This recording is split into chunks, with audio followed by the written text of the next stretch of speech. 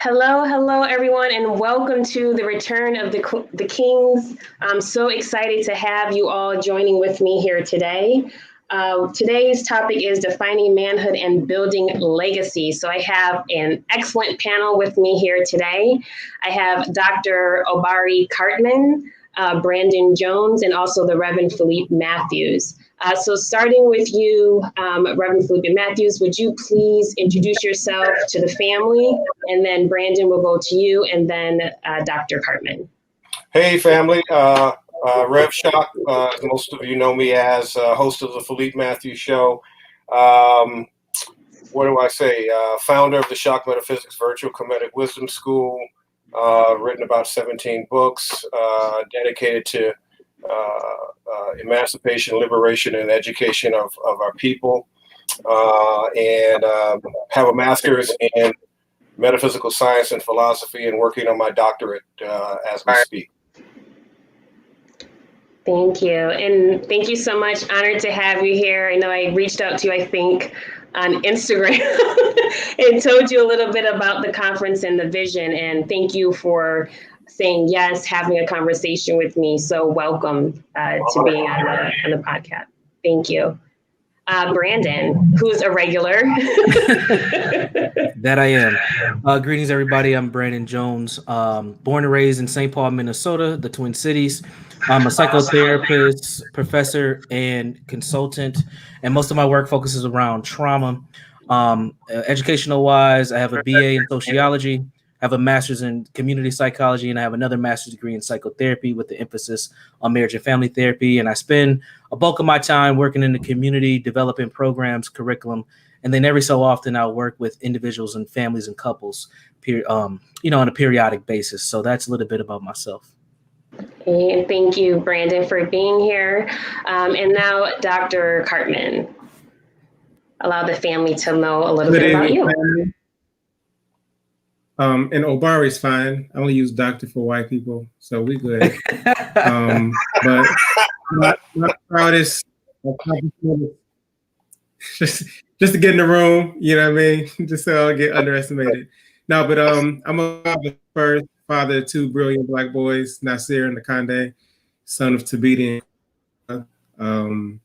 initiated into the priesthood, Ifa, son of Obaluaye. And I got some training in mental health through psychology, clinical, and community psych. So we have some connections with the community psych in my background. But a lot of my work is dealing around just well-being of Black men. I got a book. I got 16 less books than the Reverend. I got the one book just for young Black men about Touche. Relationship. I'm working on it though. I don't know that I'm gonna get to 17 though. I didn't know that I have 17 books inside of my heart. I got a lot to say. That's all I'm saying. Maybe two more. But yeah, I do a lot of work, mental health, some therapy, community, grassroots mental health advocacy, dealing with culture, Black male, success, and that's pretty much. Well, thank you so much. So as you can tell, those that are listening, watching, this is going to be a fun conversation, a fun panel, but also really starting to talk about some serious conversations regarding being a Black man in America. What does that mean? So I had a wonderful time on Ask the Jenga yesterday with Philippe and Brandon. It was an awesome experience. I had a lot of fun, and I really was looking forward to our conversation today to dive in a little bit deeper. So how this is going to go, I'm just going to kind of put out a question to our esteemed panelists, and they can provide their thoughts and basically just have a conversation. For those that are listening, watching, feel free to drop a comment. And if you have a question for our guests, just put it right in the comment box, and I'll be sure to bring that question up. And yeah, we're just going to learn a lot and really get some takeaways. Like, we're going to learn a lot. What does it mean to be a Black man? How, as Black women, how do we show up for Black men? How do we show support? How do we create an environment for healing? So all of that will be discussed. So to start it off, I would like to ask the panel, what does it mean to be a Black man? How do you define that? We'll start with you, Reverend Shock. Oh, right. You're going to throw that one on me right out the bat. I got it. That's just so wrong on so many levels, right? You know, like I was waiting for like Brandon and Doc over there to get, you know, and then I can piggyback and make it sound better, you know? No, you said you had a lot to say. That's just wrong, man. That's just You got wrong. it. You were on fire yesterday, so I just thought it could continue. So the question is, what does it mean to be a Black man in America? Using Baldwin's paraphrase and quote, to be enraged all the time. It's something that I think, depending upon what you mean when you say Black. When I say Black, I'm talking from an African-centric perspective, because I don't know what a Black man is. If he doesn't have an African center, then he's probably modeling white male patriarchy, and I don't know if that's manhood from my understanding and perspective. And so that is something that I think we are still defining and refining. I think brothers like, you know, Dr. Cartman and Brother Brandon and many of the guests that I've had on my platform are examples of what Black male manhood is. But you have to understand that due to the effects of slavery, due to anti-miscegenation laws, we became boys, and we epigenetically, generationally, historically have been suffering from what does it mean to be a man, because a man is an African man that protects his woman and builds his children and his family. But that is the stuff that gets you killed, marginalized on this continent. And so it's something that I think many of us are coming into. I'll be 55 in November, and I'm still defining what it means to be a Black man in America, because I represent, and I'm certain that the two of these wonderful guests represent, the antithesis of white male patriarchy. So we have to redefine ourselves. Dr. Wade Noble says we suffer from a shattered identity and consciousness. And that shattering comes from not knowing our history, not knowing who we are, and then not knowing how to navigate that in a country and in a world that is the antithesis of a Black African male. How was that? Yeah. Awesome. I don't know who wants to follow. You know, I need a snack. That's what I'm saying. Brandon, you want to add to that? Sure, I'll add to that. So for me, you know, I don't have 17 books or even one book like my brother. Everybody is dissing me on my books, man. I'm trying to be. The books is coming. That's all I'm saying. But one thing I do have, because I think in a lot of contextual spaces and places, I do have a definition for what I consider to be healthy Black masculinity or manhood. And that is a person with masculine energy where their thoughts, speech, actions, emotional responses, perceptions are respectful, constructive, and consistent, where there's no harm or mistreatment being done to themselves or anyone else, unless in defense to protect his community or his family. And that's what I tend to do, and that's what I try to do with Jegna, is to provide opportunities for people to see themselves a little bit different so that they can be put into those positions to fulfill manhood. And I think manhood comes with a lot of different nuances as well. There's fatherhood, you know, there's fellowship, there's grandfatherhood, there's mentorship, there's a lot of different elements to it. And I think, you know, one of the biggest things for me as I develop and grow into manhood and continue to go along this journey of manhood is being a role model and making sure that, you know, what I preach and what I say is also what other Black males and Black men see. So I'm not a contradiction, and adding to that narrative of N-words ain't ish. I'll just say it as that is the concept, right? Because unfortunately we get a lot of that, not just from within our own community, but outside of our community, that Black men can't achieve and can't do certain things correctly. So I try to do the best that I can to counter that narrative. So that's my definition for Black manhood and masculinity. Thank you. And Obari.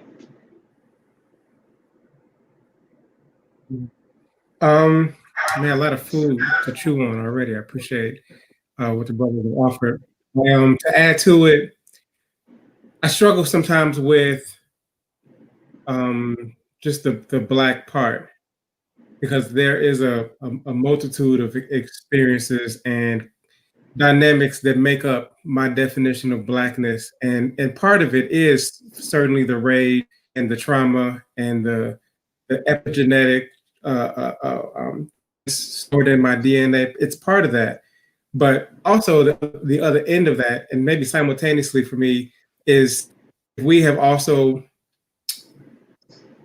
part of the African-centered part for me is also understanding the genius, the inherent brilliance in our DNA. So for me, being a Black man is the both and. It's the beauty and the grotesque. It's the brilliance and the damage. It's all of it all at once.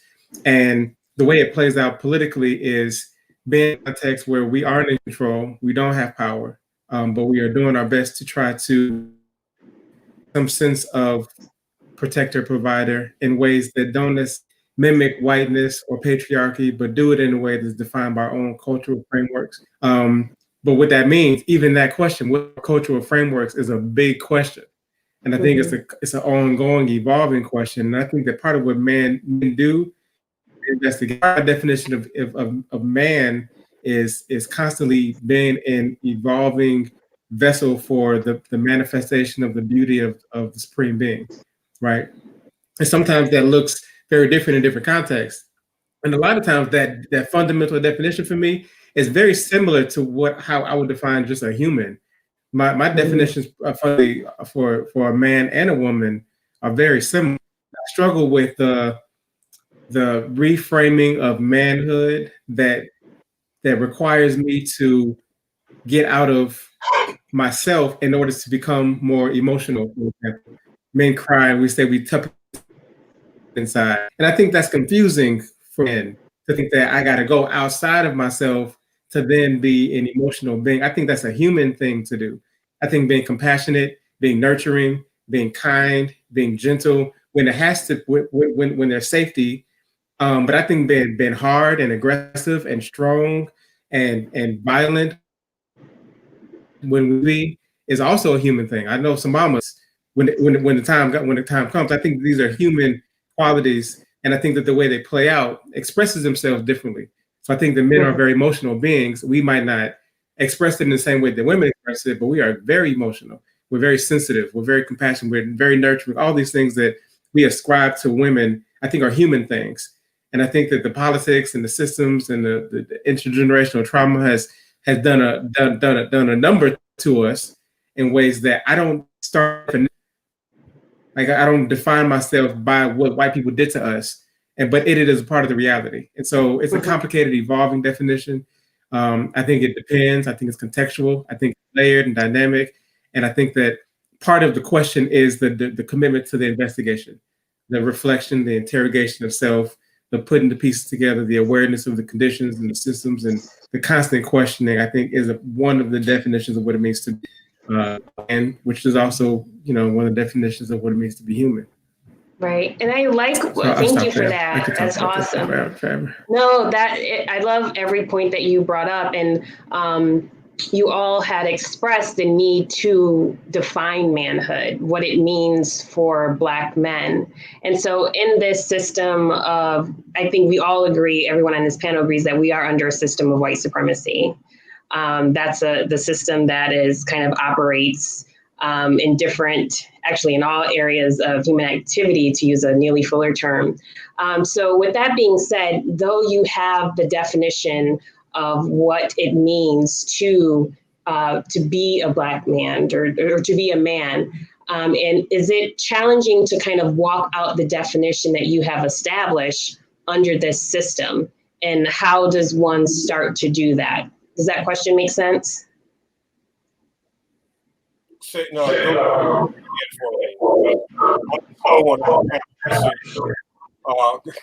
what did you say it again, Kai? Oh, so I said that all of you had expressed the importance of defining manhood. What does it mean to be a Black man? And really not using a definition of whiteness, what it means in white culture to be a man, but for Black men to, in our community, to have its own definition. So within this system that we have, although we have the definition, is it hard to fully express that, like within in life, because of the system that do you find that to be challenging, frustrating? What are your thoughts there? And anyone can start. I'm not going to put the Rev back on the hot seat.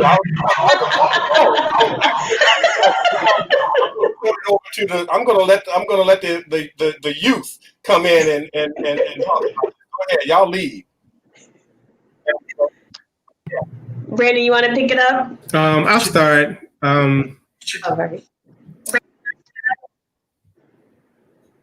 Go ahead, Abari. You good? There's a delay too. I don't know if everybody experienced the same delay, but no, we're going to jump in. But to answer the question about what's challenging, absolutely it is. But I think that again reinforces what I would define as an essential characteristic of what men are. That we run towards challenges. That it's hard, and that's that's not a reason to not do it. And I think that even more than that, the difficulties in creating a sovereign sort of community where we are not bombarded by the impacts of, and I don't use white supremacy specifically, white domination, I might use white pathology, I might use, but if we're talking about power, then the European could set out whatever terms that they decide, and they could enact whatever policies they want. But if we are claiming to be men, then the impact of that should have limited reign. It should be met with resistance, and that's mental, physical, spiritual. That's structural. That's, layers of resistance that I have as my definition of what men are. That men challenge. We go to the hard stuff. We wrestle with the difficult problems. We don't rely on easy comfort, complacent. Like that's not, and again, the distinction isn't that's what women do. The distinction is that's what boys do. That's what children easy. They go for convenient. They want to play, but at a certain age, part of the transition into manhood is you put your shoes on, you get to work, you step up, and you do deal with the problems. And all of these problems are going to be difficult. But I think that if we ourselves men, then that shouldn't be a problem. What I'm saying? Some of the stuff that we complain about, are burdened by, we give power to by defining them as superior, and by not engaging with the struggle of what it means to be a man, to recreate, to redefine, starting in our own definition in our families, in our communities. But if that's not a part of what men do, then I don't know, what is. Absolutely. Just to follow up on what Abari was saying is, men typically, historically, men oppose environments. And when I look at Black American men specifically, we don't oppose our environment because we don't work collectively together to do so. And it goes also to what Abari said is the white dominance and pathology. We have accepted that pathology from an anti-Black standpoint where we don't see ourselves in this element to oppose this environment. So we stay stagnant and then we battle amongst each other. And to me, I don't think that is, expressing what manhood and masculinity is, because at the end of the day, you want to protect and move forward your community. And we don't necessarily do that because we're under this dominant structure that passes on narratives that we've accepted, unfortunately, that don't allow us to do such things. And I think that that's one of the things that keeps us stuck is we have to be able to develop and move forward with our own pathology, no matter what type of dominant structure is around us, so that we can have a better, experience in this world and to provide something, an opportunity for our youth. So I'll pass it on to Rev Shock. Thank you for that, Brother B. Thank you for the question, Goddess Kai. Here's the thing that I have come to in my journey and in my time on this planet. that we are all born gods and goddesses, and we're taught how to be Negroes and niggas. We're taught how to be thugs, thots, bitches, hoes, baby mamas, and baby daddies. That is not who we are. We are, in my ministry, I talk about the concept of first frequency. We are the first, thought about, developed, and created by the Creator to master all science, populate the entire planet. And here we are in an experience where we only get two identities as Black men and Black women as well. And that is to be a good, church-going, get-along Negro, don't rock the boat, or if you were not part of that family dynamic, then you might be this nigga out here, this real nigga out here in the streets. And none of those define who we are, but we don't know that we're born perfect, whole, and complete, and we're morphed into, before our nervous systems are fully developed, before our brains are fully developed, this choice, this route that only two choices that we have to go through. And with all of that comes all of the trauma associated with it. Of course, when you're born into a false racial construct, a false racial identity, of course you're going to have mental illness. Of course you're going to be somewhat bipolar. You're going to be cray-cray. And then trying to figure out who you are, who you be, what your purpose is in life makes it that much more difficult and challenging, because what happens is sometimes you run out of time. Some of us just don't get it. We don't make it out. We end up dead or walking dead out here in these streets. And so I think that we have to first find out what we are as an entity and what that means to be the first idea, the first chosen, the firstborn, the first concept of the Creator, and relish in that and be exceptionally proud, if not even boastful, about that. And then start to detangle or untangle. I did this piece on quantum entanglement due to Jada and Will, to untangle this Negro identity, to untangle this real nigga identity, and to remove ourselves from seeing our goddesses as thots, as hoes, as bitches, as baby mamas. That is a degradation of our entire culture. And as a result, we can't move forward until we start acting like gods and goddesses, or kings and queens, as we also use the terminology, because that is coming from our trauma. That is white male patriarchy that has objectified our women to the point where they're basically, in many situations, just looked upon as three holes, which is insane to me. It's absolutely, it's very offensive to me. And so being a Black man, an African-centered man, is first recognizing you're God having, or spiritual being having, these lower frequency experiences. And when you wake up to that, I had to ask myself a personal question. I said, when did I become a nigga? Like, really? Like, I'm from Chicago, born and raised, south side of Chicago. And I identified as such. In fact, I remember the day that somebody says, what up, my nigga? And I turned around and acknowledged that, because I was that nigga. And that's not who I am. And so we have to get out of this false identity and create our original, or go back to our original identity and cultivate that. That's where I'm coming from. Thank you. And so for the young men that are listening, what advice do you give for taking those first steps to come into that new identity, to saying, okay, I'm not going to subscribe to what society is telling me I am. I want to define who I am.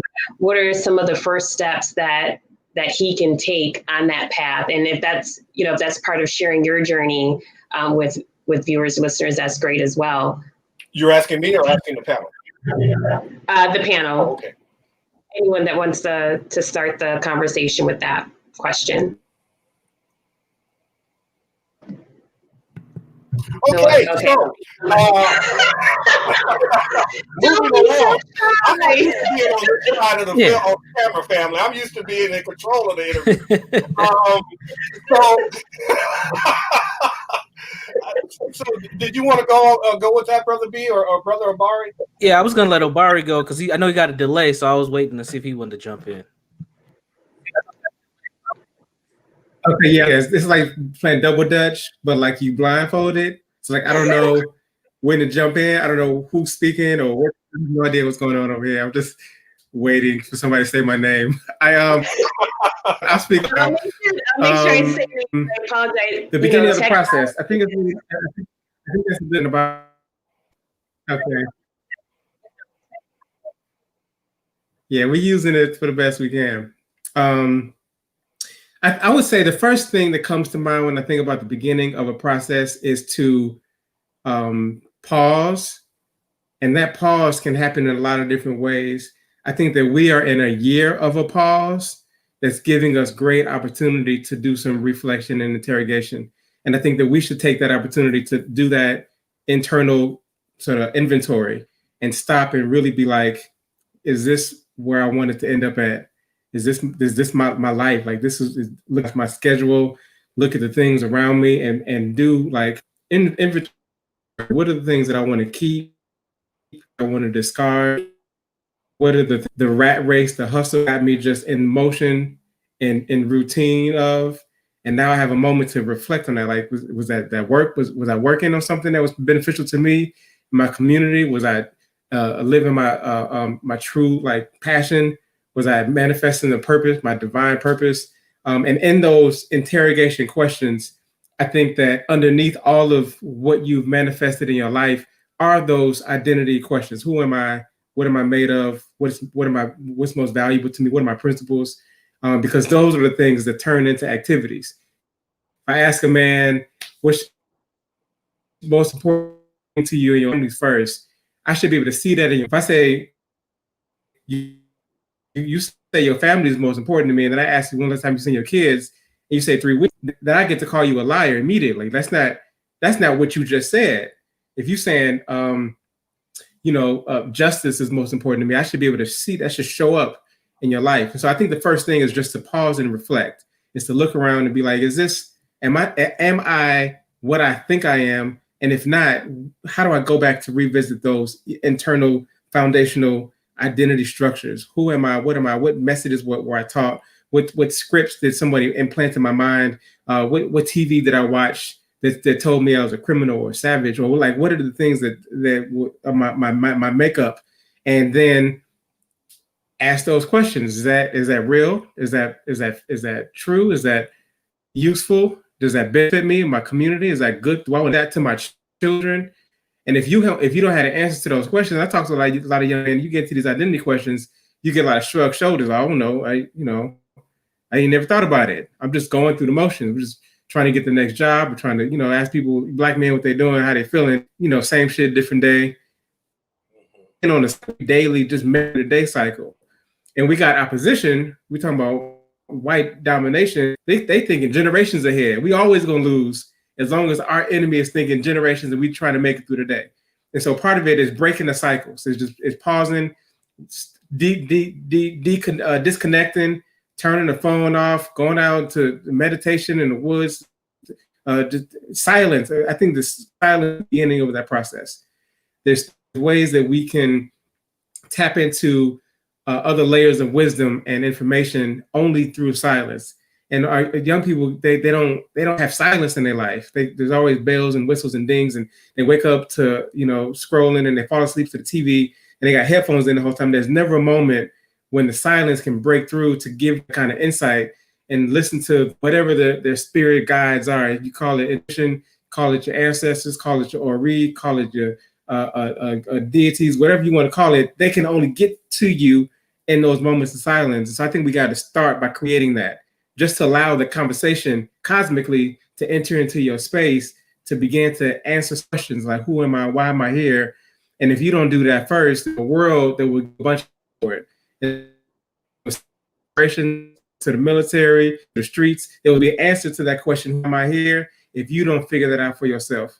And I think that in that pause, in that reflection is the beginning of what the process is. Because once you create that hole, that space, that sort of a vacuum, and be able to sit alone and not feel the burden of lonely, and then just start texting girls so you can sort of feel company.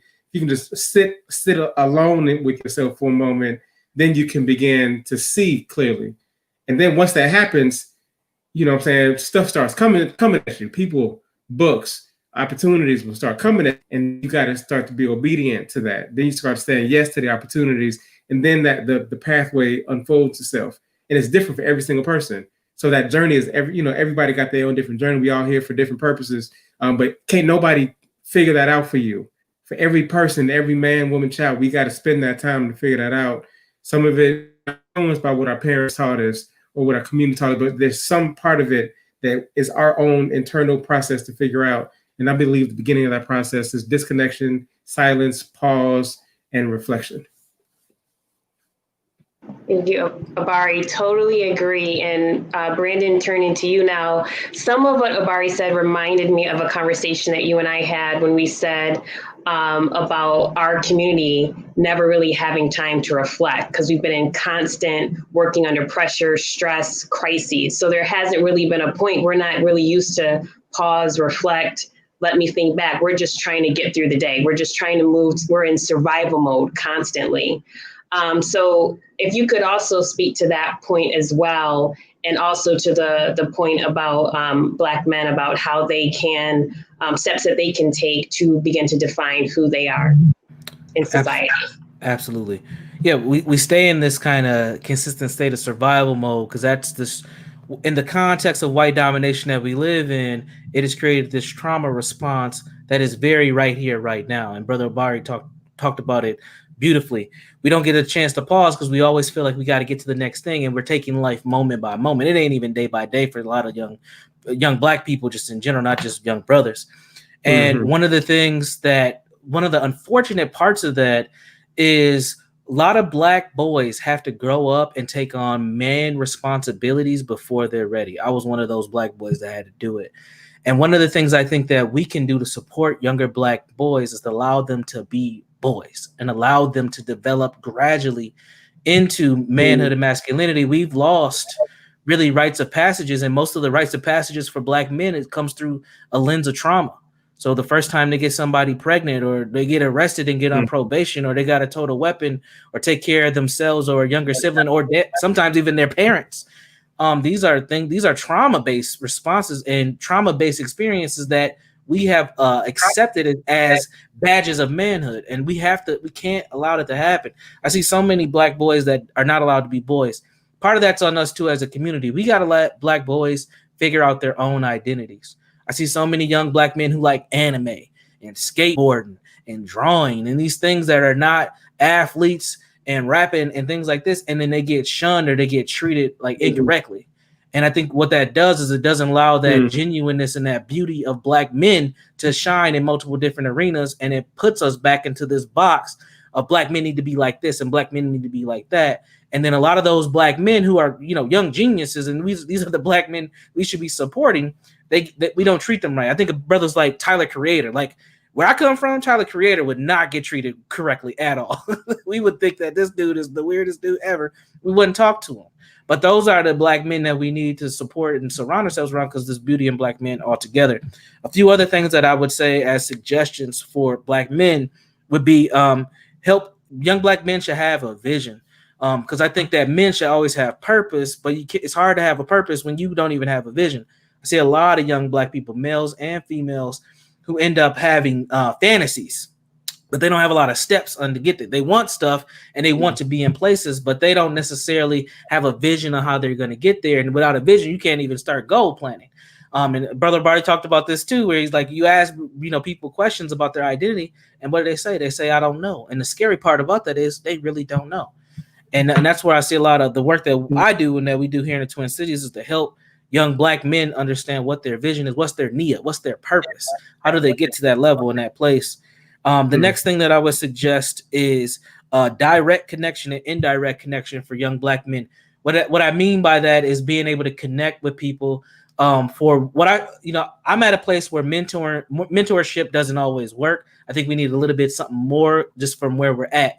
And I say apprenticeships are important. We need black men to be put in position, young black men to be put in position on shown how to do stuff that they want to do, and to connect to other black men and help them model those behaviors and show them those things. And that's the more direct connection. The indirect connection is figure out who are some black men that have done things that you connect with, and how did they move through the world? For me, it was Malcolm. Right. That's somebody that I connected with right away. And then as I got older, I connected with Dr. Amos Wilson. And then that's what just took my psychological mind to a whole nother level. And I think a lot of young black men are seeking that mentorship, that indirect mentorship, through people that are put in front of them, but not people that they necessarily seek out. And these people that they put in front of them usually do things that are more non-constructive in the community, right? And they're usually entertainers and not necessarily intellectuals. And these are things that we have to be very, very mindful of. How do we help put these young men in position where they can feed their minds and move forward? And we start to see this on programs like the Breakfast Club, where they bring in folks who grab a lot of attention and get a lot of views right away because they're speaking something different to the same narratives that black men see and hear every day. And then the last thing that I'll add before I pass it over to Reverend Shock is young black men don't see the impacts that they make in the world from a constructive standpoint. So many young black men that I come in contact with, the only impact in the world that they see is something that they've done negative. And then they get labeled as at risk, or they get labeled as juveniles and offenders and felons and all these things. But the beautiful things that we do don't always get seen or promoted. And I think as a community, we have to promote those things, and young black men have to take those opportunities and see that it's okay for them to do something constructive. And I'll pause right there. Thanks, Brandon. That's so important what you said about those words that are used and the images that our community sees, because that feeds us, that programs us, and that helps to produce certain outcomes. And so great point to that, and thanks for laying that out. Now for the Reverend Shock to tie this all together. Great. Wonderful.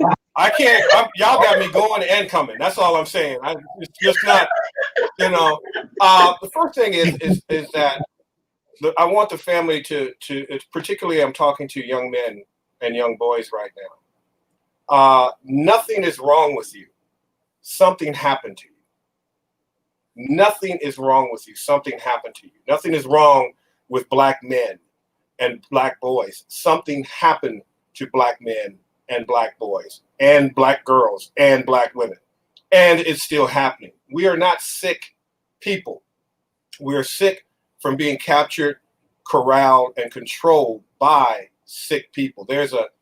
My queen is a 45-year veteran nurse, and she was telling me about this concept called secondary syndrome. And it's when medical students in their second term began coming down with the symptoms of the diseases in which they're studying, and that they're in a constant environment around. Well, that's what we suffer from, secondary syndrome, from being around second frequency people. Dr. William A. Smith calls it racial battle fatigue. He did the data and coined the phrase of what happens when you're in constant proximity to whiteness.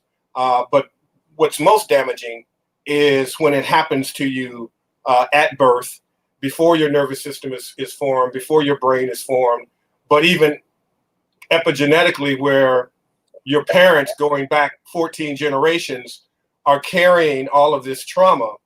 And so you come out and you're trying to navigate who you are after you come into some level of consciousness and awareness, but you've already been programmed that you ain't shit, that you'll never amount to anything, you'll never be any good. And that is a lie.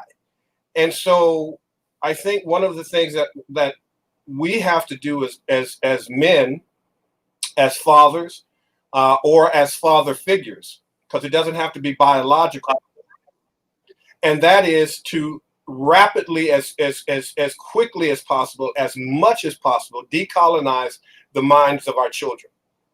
And so if we can decolonize this and explain to them, because one of the things I love about having Brandon on the show, and we have so many conversations, but one of the things that he says again and again that really sticks with me is that particularly this generation, the millennials and the Gen Zs, they don't see racism as a systemic system. They see it as an event that might just be happening from the police or what have you, but they don't see it as a totality of a system. And so part of that decolonizing training is exposing them to that information and exposing it to them on their terms using their devices. I would love to say, hey, you need to read, Dr. Amos Wilson's book, Black Power. That's 800 pages. No, that's just not going to work.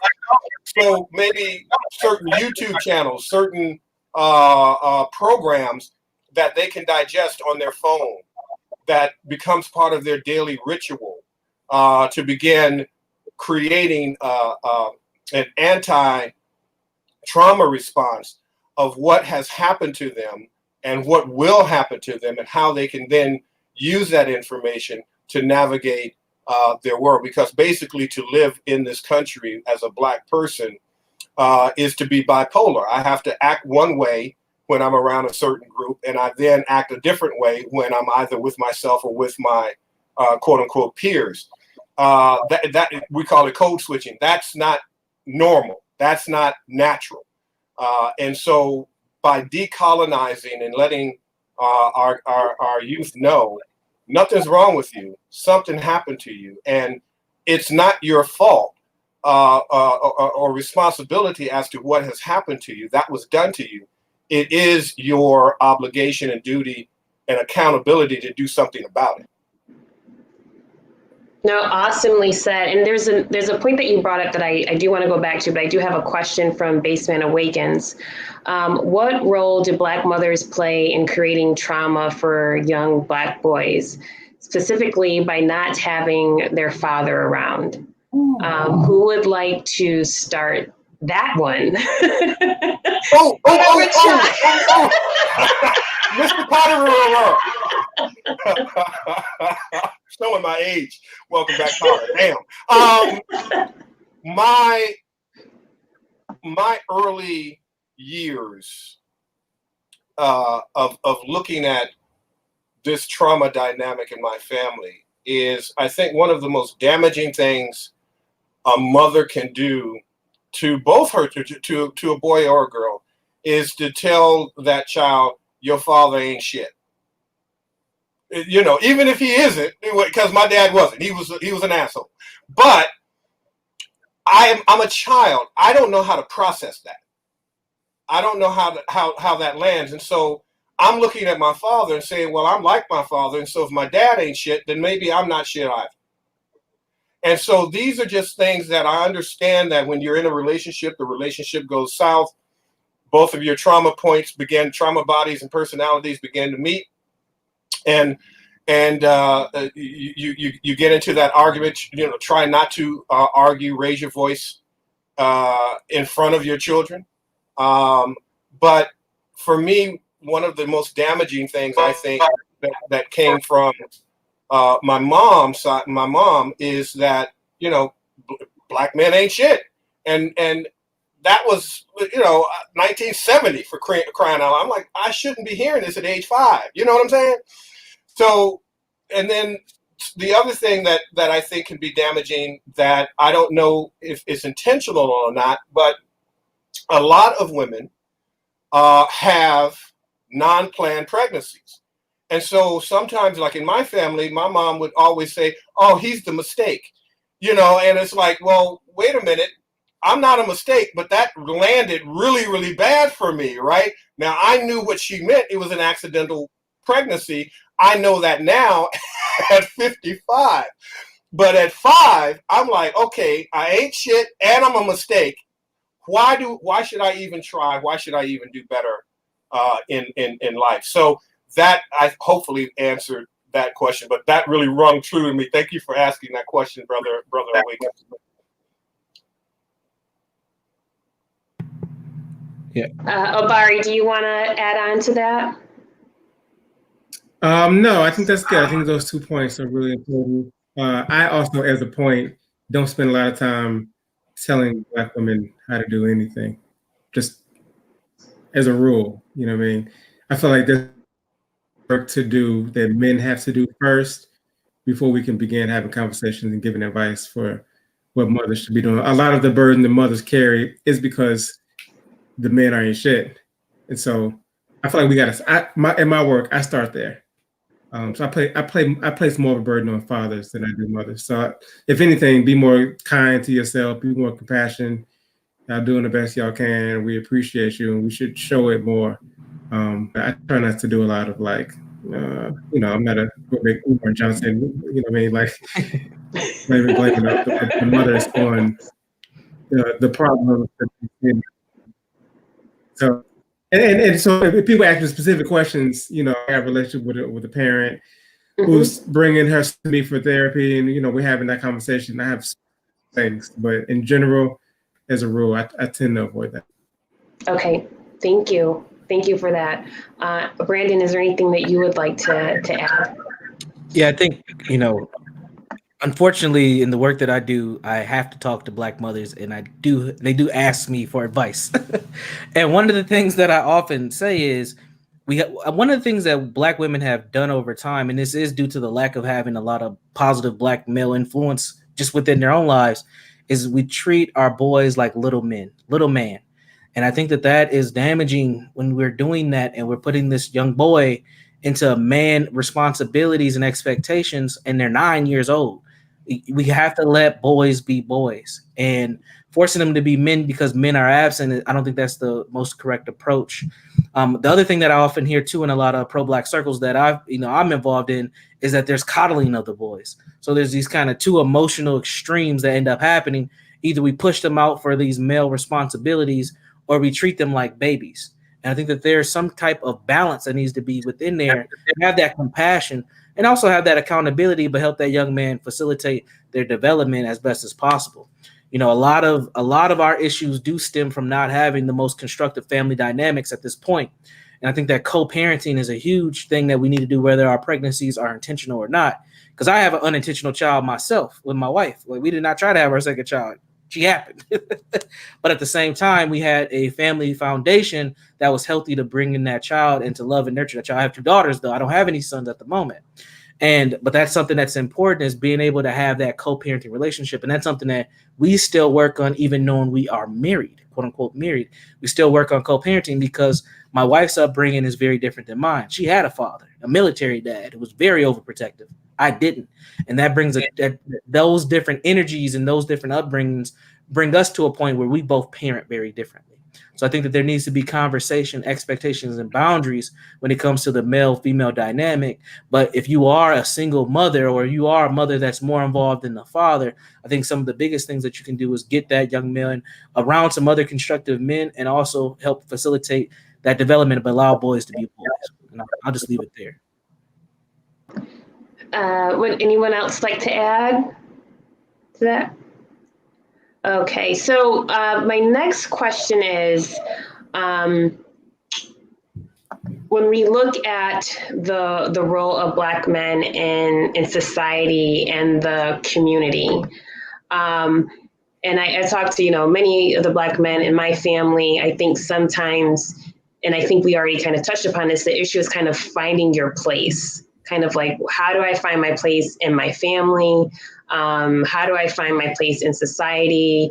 Sometimes when we look in the family, usually, you have the matriarch type of family. So it's kind of like, well, how do I fit in here as a man? How do I fit in to be a decision maker? Am I a decision maker?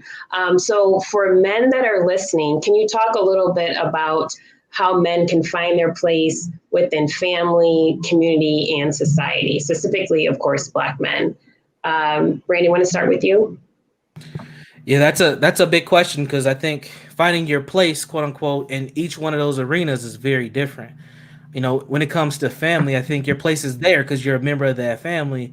And no matter what the dynamic is, whether it's a matriarchal family structure or whatnot, you still have a role and a place in that family. And if you're uncomfortable with that role or that position in the family, and you're at a point in time where you're at an age where you can have a conversation about it, I think that should be something that you're attempting to do, is figure out, is this the most healthy environment for me to be in? And can I have dialogue with other people a part of this family where my voice is heard? And a lot of younger Black men that I work with that are in their early 20s, mid 20s, and they're kind of caught in this position where they don't have voice and they're being told what to do because they still live with mom, they live with auntie, they live with grandma, or something of that nature. They need to figure out, is that the most healthy environment for you to be in? Because if that's causing you frustration, you might need to get out of that situation and figure out, what you need to do to be on your own.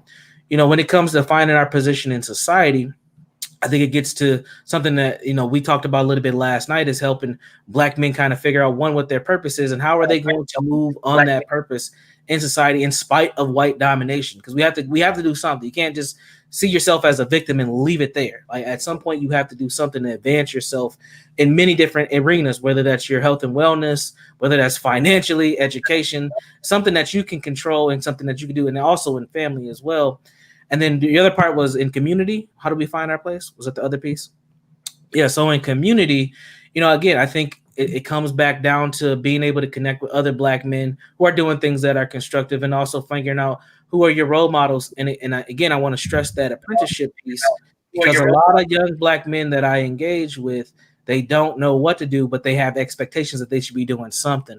But if someone doesn't come and show them or help facilitate that development, then they end up just kind of lost in the matrix, so to say. So I'll stop there, and you can pass it on to the next person. Abari, would you like to speak to that? Yeah, I like that question. I think that we are in some parts of healthy culture shifts around masculinity. Some of it I don't love, but some of it I think is good in terms of redefining masculinity and the toxic conversation. I think there's a lot of problems with it, but when I think about what it means to some useful nuggets from the reinventions of masculinity that are happening, I think about terms like protect and provide, that are sort of old school traditional terms that can be remixed in ways that allow to find a and contribute value to the family and community. For example, if we understand the realities of unemployment, Black men can't bring home the bacon, that does not mean you cannot provide for your family. It might mean you need to make some adjustments about what it is that you do provide. And there's lots of valuable things that men can provide to their families and communities in the absence of providing money. Same thing with protecting. I think that when we think about protecting our communities, it's not so archaic and barbaric as if somebody talked to my sister and called her a bitch, that I have to beat him up. Like, it's not so one-to-one. Sometimes what it means to protect my sister means cultivate relationships with the young boys in the neighborhood and help them understand the value honoring women, and challenging the music that they're listening to, and providing examples to cultivate, which is harder work, which is longer, which is more, there's more organization and more investment to protect the women in the community and just beating up the bad guy. I think protecting in this context, and it doesn't have to make you feel any less of a man. It doesn't make you feel like any less of a man if what you're providing to the family is social, emotional support. We just have to give the space and the language and the opportunities to be able to cultivate these skill sets, so that when you say, I want to contribute to my family, you can do it with something that you bring, something tangible. I love the apprentice model. If it means learning how to garden, if it means learning how to fix the cars, if it means learning, if the woman is bringing it home, you have invested in study where you can learn how to invest, and whatever you spending your time doing should be elevating your ability to contribute something valuable, and that requires work and discipline. And I feel like a lot of men, in the absence of having the answer to that question, just stay stuck. And then you're old. And now time is going by, and you spend a lot of time just playing video games or just drinking or doing something that's not actually contributing anything. And I think that we readjust and reframe how we and what it means to protect, to provide, to give, to contribute, to be, and have it be broader than just money. We got old models where we had grandfathers that were coming in, working at the factories, and they came in, they were exhausted. They didn't have actual relationship with their children. They didn't help with the homework. They didn't help with food. I think that the shifting of the roles allows for more diversity of figuring that out for man to man, house to house, community to community, because there ain't nothing but work to do. There's nothing but work to do.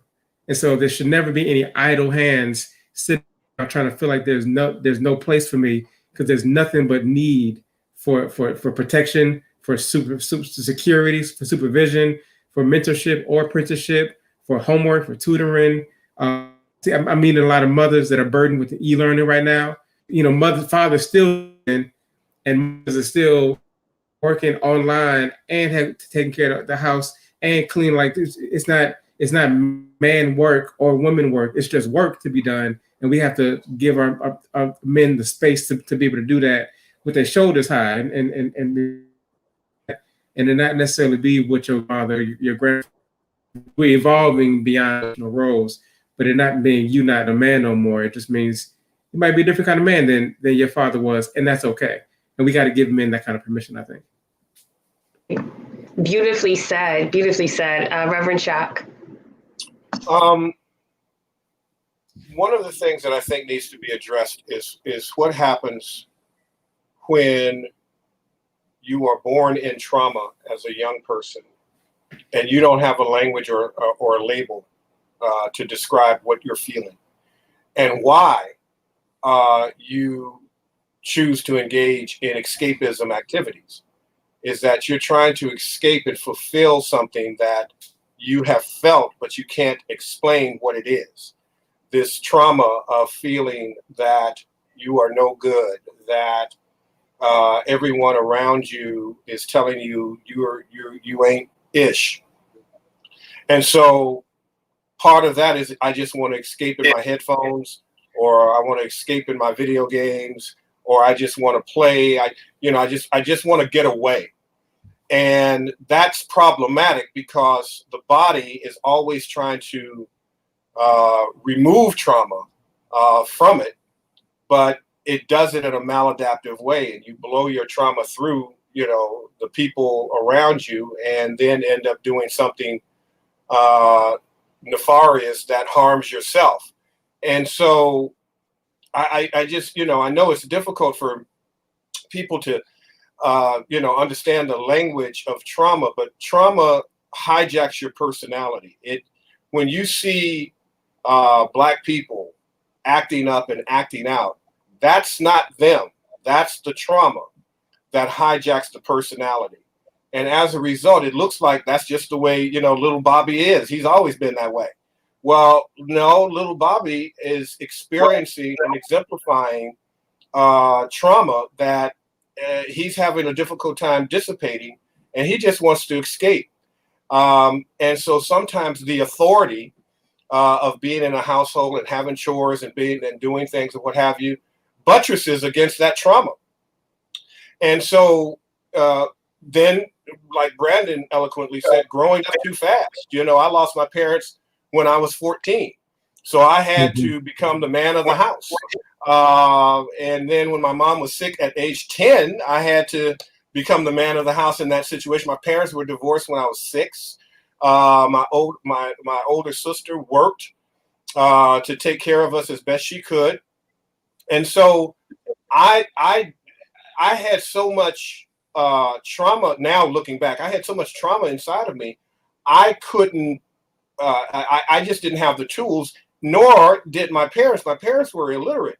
So I think a lot of this. Sometimes I had an interview with 2 interviews actually with Freeway Ricky Ross, who changed my life. I mean, his story was absolutely amazing. Here's a young boy growing up in South Central and in abject poverty. And all he wanted to do was to be able to buy his mother a home and to be able to put food on the table for the family.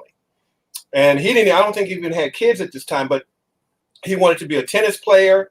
And that was, so he had sports, but he was illiterate because the academic system failed him. The economic system failed him. So he didn't have an education. He didn't have money. And so one of his friends came to him and said, "Hey man, what do you think about selling crack?" And so the problem is that when we're growing up, we're looking at our immediate environment and we're looking for a way out, and we're looking at probably people who are not good for us, not role models, not people that we should be emulating, but that's all we see. And we just want to escape. We want to get out of the hell that that we're in and that we're feeling. So of course he did what he did, and everybody knows the story. Became, one of the most successful drug dealers in the world.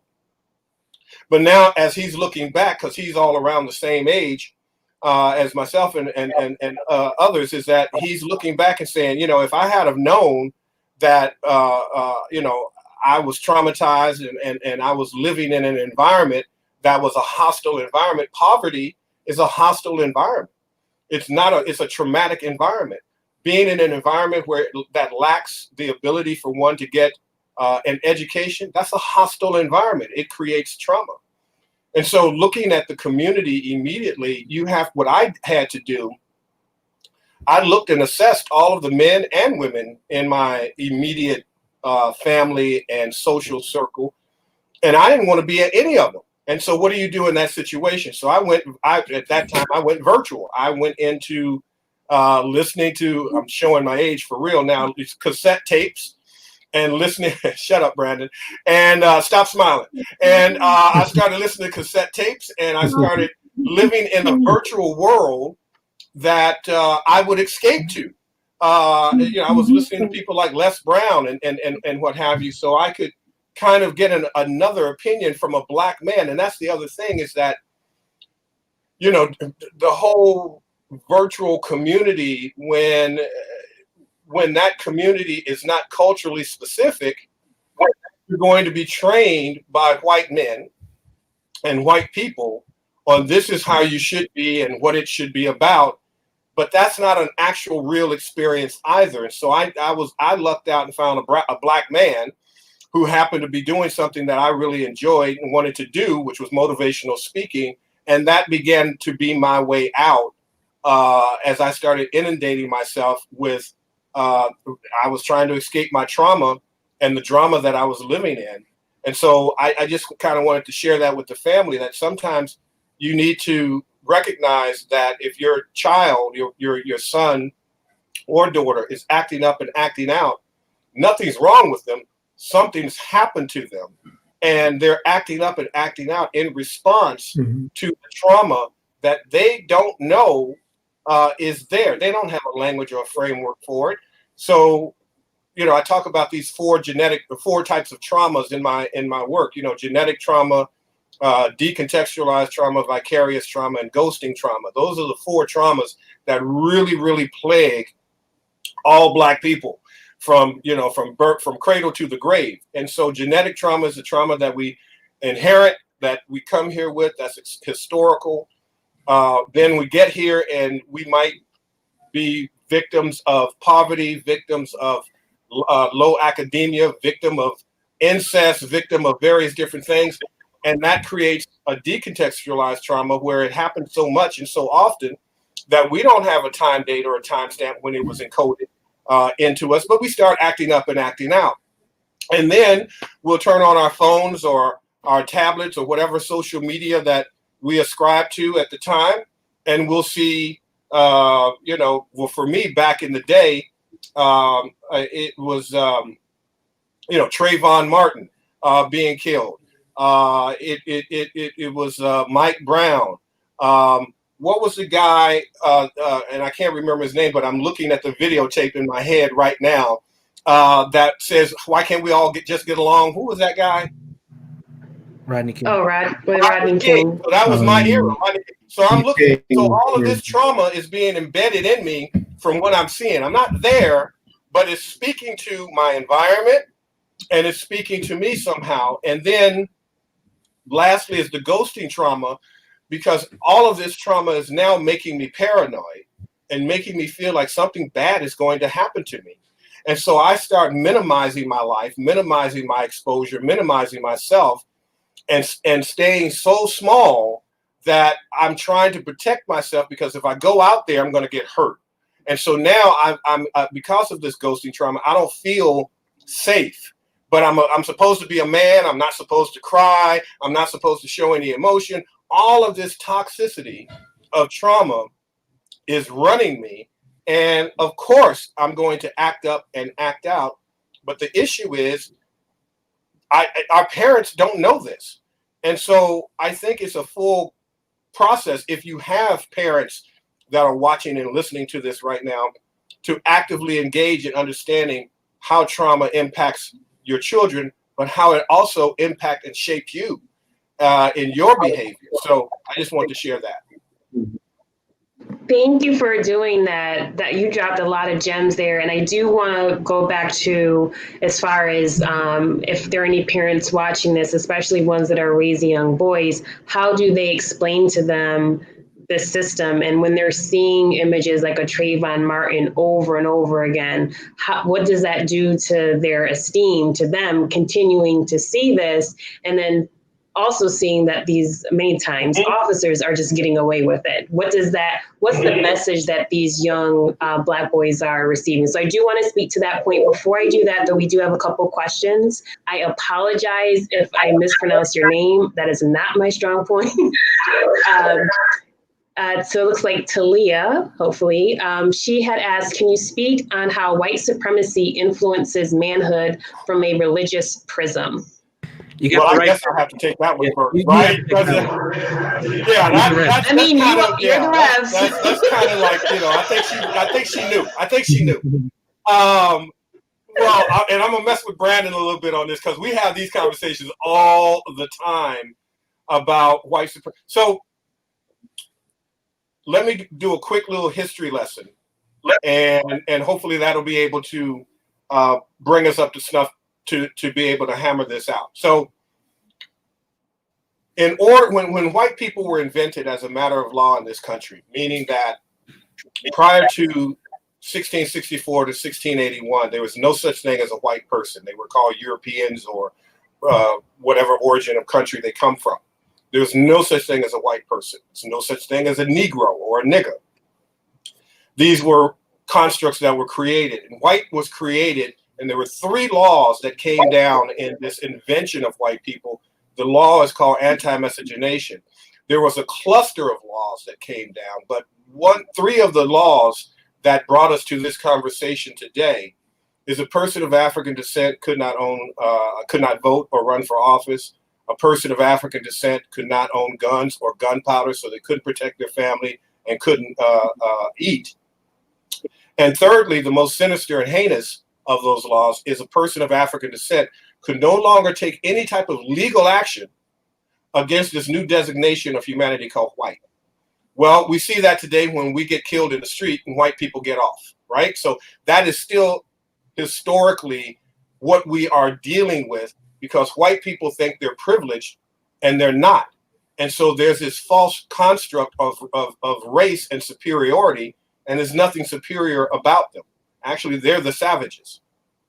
But in order for that, for those laws to stick, they used Christianity as a means to lock those laws in. So in other words, you are a good Christian, but you hate Africans, and you can kill them, you can brutalize them, you can enslave them, you can do whatever you want. Now, this was 100 years before race was invented, 100 years before the Constitution was written, 100 years before the first meeting of Congress. So when you look at the forefathers, this was 100 years before Jefferson and all of these people were born, were even thought about.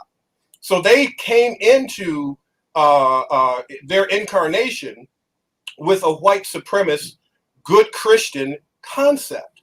So there was a psychopathy and a sociopathy inherent in this country from the time that the European landed, actually in 1492 and 1491, killing up the Native Americans, which were the first Black people, really the first Africans on the continent, and making that okay to genocide an entire population of people. So when you deal with the sickness of like I said, we're not sick. We're sick from being captured, corralled, and controlled by sick people. And then you have this false religion forced upon you. And I'm a little black boy growing up watching, totally showing my age now, watching Good Times and All in the Family when it actually came on television, not on YouTube. And I'm watching these shows, but I'm looking at this white boy on a stick on the wall. And I'm like, wait a minute, this is supposed to be the representation of a deity, of a god, and I don't look like this white boy on a stick. What is going on here? And so now, if I, if I'm allowed to be blunt, I'm really messed up. I'm going through an identity crisis because my nucleus from age 0 to 5 or 6 is seeing black people in my family, my mother, my father, my uncles, and now all of a sudden this concept of God comes into play, but it's a white dude, and I'm like, who is this white dude that I'm supposed to worship? And everybody is bowing down and catching all kind of Holy Ghost and jumping up. And what the hell is going on here? So, in a sense, that if this is a very powerful, painful topic to have, but we have to have it, family. That religion, backed by white supremacy and white pathology and white sociopathy, obviously is a deadly combination, and it is designed to only do two things. White supremacy was and the creation of white people were designed to do only two things: one, divide and conquer humanity, and two, protect the 1%. That's the only reason white people were invented in this country as a matter of law. There is no other country in the world that has more laws in place that captures, controls black people than this country. And white supremacy and being a good Christian is the craziest oxymoron that I have ever seen. So when you look at these people, you think they're quote unquote human, but humans don't act that way. And I'm going to go somewhere with this if you allow me to. And that is, even with all of the trauma that we have sustained on this continent, Africans and African Americans, we don't genocide. We don't shoot up schools.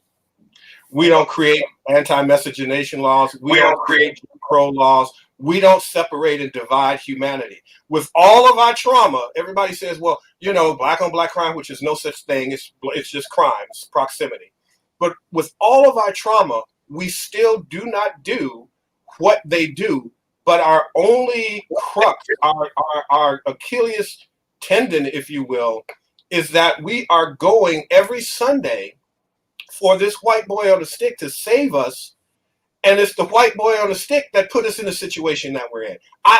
It's absolutely insane. So that's one of the reasons why I became a minister, is to be able to tell the truth from that platform. Because when you say reverend or reverend doctor, everybody starts listening to you more so than I would just be, the angry black African man on the street with the horn, talking to everybody. So coming from a ministerial understanding and I've had these conversations with Reverend Dr. Jeremiah Wright, Trinity United Church of Christ in Chicago. I've had it with Dr. Johnny Coleman, the late Reverend Dr. Johnny Coleman. All ministers know, particularly at the doctoral level, every single one of us know that Jesus never walked the earth. It's a completely prefabricated thing that was created for Rome to control the population without having to use military. So if I can teach you how to work until you're dead, if I can teach you that your heaven is not going to come until you die, I can create a slave labor that will go on into perpetuity. And that's what this country has done.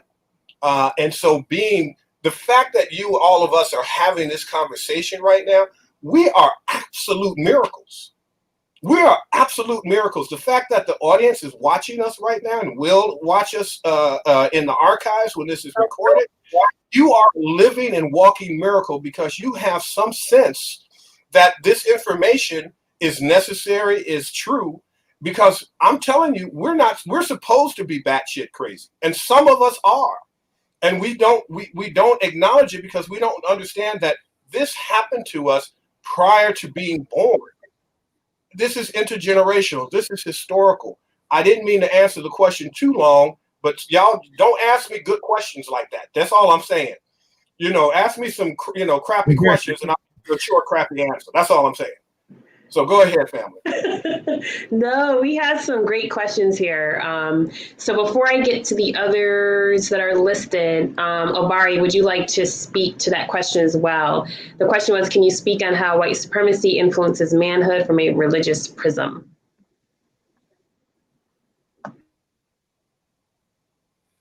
Yeah, sure. I'll try to go to this quickly.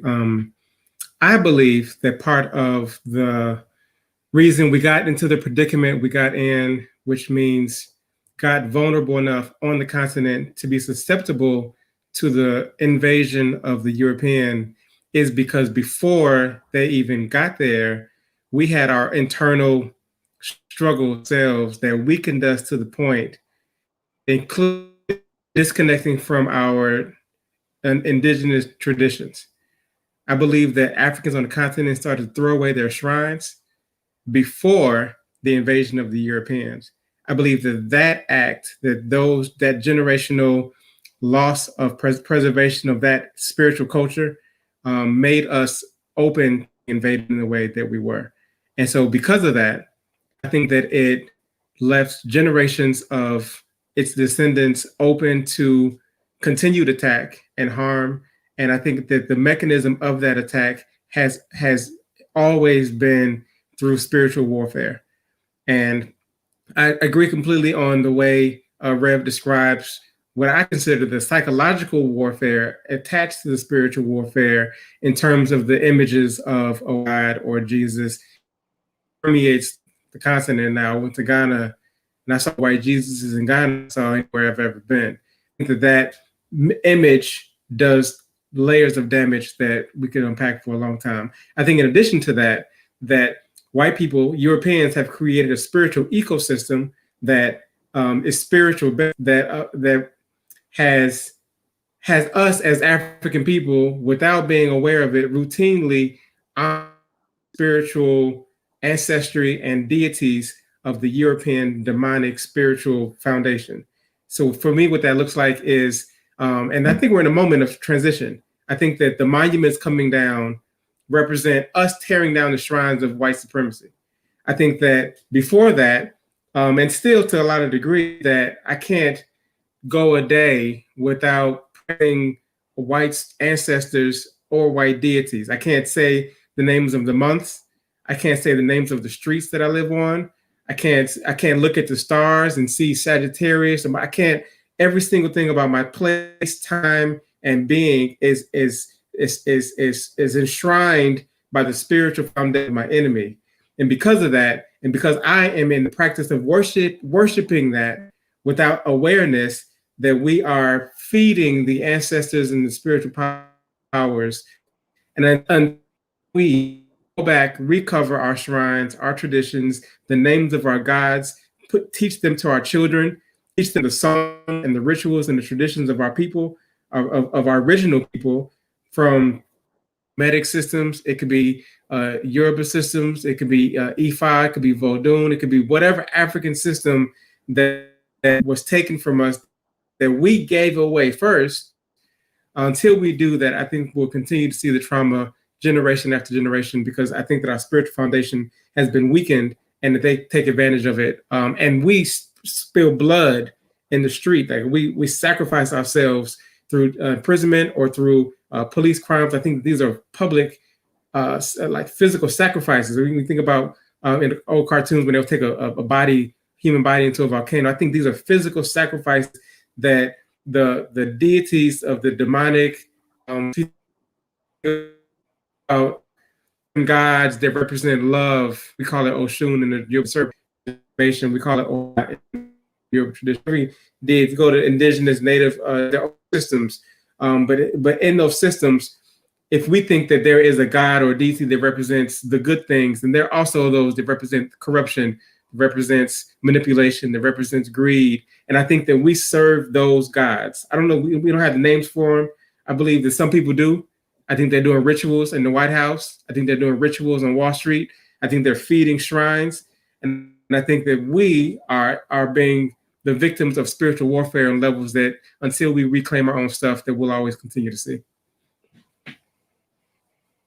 I don't know if y'all want to go there, but oh, that was. Hey, now, Brandon, I want to see you come up with something on this one. Damn, I was just gonna say, I don't know how you gonna follow that one, Brandon. Your ballpark. Come on, Brandon. Let's go. I'm gonna lay my bat down and walk out the stadium, man. I can't follow that. I mean, both of y'all just crushed it. I couldn't add anything. Wow. I think they just nailed it, both of them. Thank you both for that. You sure, Brandon? Last chance.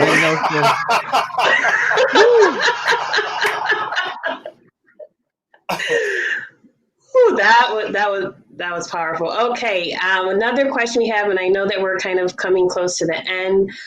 This is Mama Linus. Do you agree that the two main institutions that influence the potential mind of our youth, as in church and state, should be reformed to ancestral culture or self-appointed devouring doctrine? I think that's what it said. That is. So I'm guessing that's more. I'm sorry. What was it about church and state? So I believe she's saying that should there be reform so that church and state should include more of our culture, our ancestral heritage. I believe that's what the question is. Can I do it? Oh, of course. You can't reform a sadist. Mm. We need a new level of, we need a spiritual segregation. We need a physical segregation, because again, racial boundary, we're not supposed to be around whites or Europeans. It makes us unhealthy. Literally, there's psychological and physiological symptoms that have been peer reviewed, that's mapped out, that when you're around white people for so long, all of the blood pressure, heart disease, and all that, that's what that's from, was because you're navigating in a sadistic society. And so when has church and state ever been right for us? It hasn't. It was not designed for us. It was not designed by us. What I have learned from other cultures, and is one of the reasons why, quote unquote, white folk and whiteness are up in arms about this, is that when you look at a Muslim culture, when you look at an Asian culture, it's very hard for them to assimilate into any other culture. We need to have that problem. We need to make it hard for anything to assimilate us, because we have fought to assimilate into a sadistic, pathological, psychopathic culture where we're never safe, church and state. No, we have to figure out how to create our own, and we do that first by ourselves individually, to our family, then to the community at large, because otherwise Black culture, African American culture, is going to be hijacked, it's going to be appropriated, it's going to be homogenized, and we see that happening all the time. So I don't see, and this is very hard for me, because it was a hard conclusion that I had to come to, because I was that guy. You know, Dr. Obashaka talks about the 6-fold stages to mental freedom, and it's one of the best blueprints and frameworks I've ever seen on how we need to ascend, and what stages we ascend to as we're going through this thing called life in America. And the first stage is assimilation. And assimilation is being successfully colonized and domesticated, right? The next is Black identity. And so Black identity is where you have your Negro and your nigger constructs put in place for you to try to navigate. But then number 3 and 4 is pre-disturbance and disturbance. I think pre-disturbance is when you have a group of people like we have now thinking that racism is just about police violence. That's a pre-disturbance, but it's not the full picture, because the next level is disturbance. You start to see a system. You start to see patterns. You start to see things, and then you can go back into your life and you begin to recode those events that happened to you, and then you begin to see the system of racism and white pathology in those systems and what happened to your parents and your family and so on and so forth. And then after disturbance comes African identity. Mm-hmm. And that African identity is the crux of our culture. Everything mm-hmm. that you see African Americans doing, including speaking Ebonics and having our own language, well, that comes from Medu Neter. That was the original language that we spoke. And so it had a tone to it. It had a swag to it. It had a meaning and a vibration to it.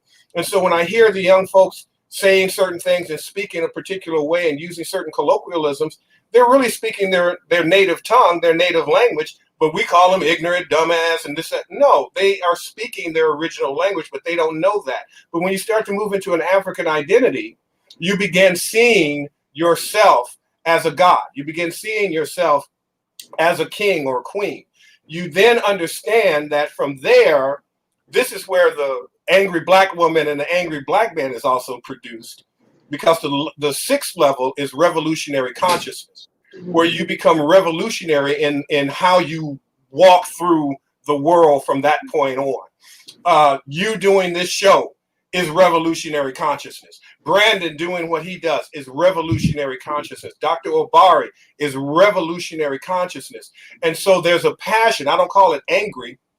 I call it passion, that we have this passion to wake as many people up as possible, to bring this message and information to people where they're at, because everybody's not on the same level and same page in consciousness. But to understand you are suffering from assimilation with a black identity and a false racial construct that has produced a level of trauma on you and inside of you that you think is really you, but it's not.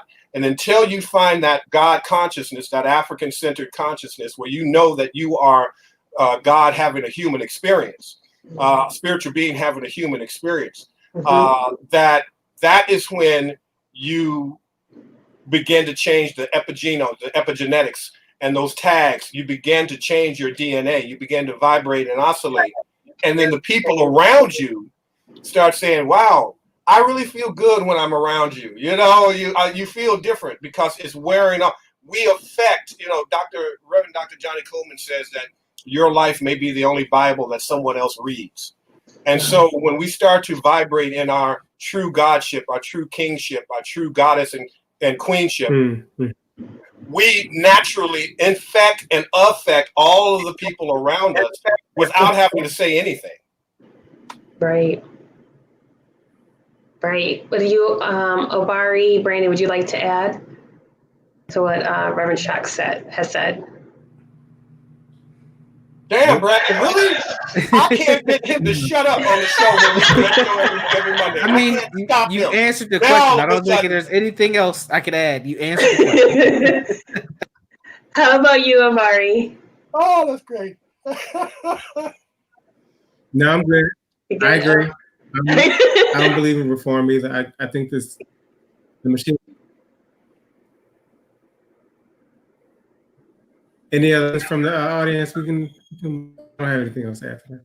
That's it. Yeah. Okay.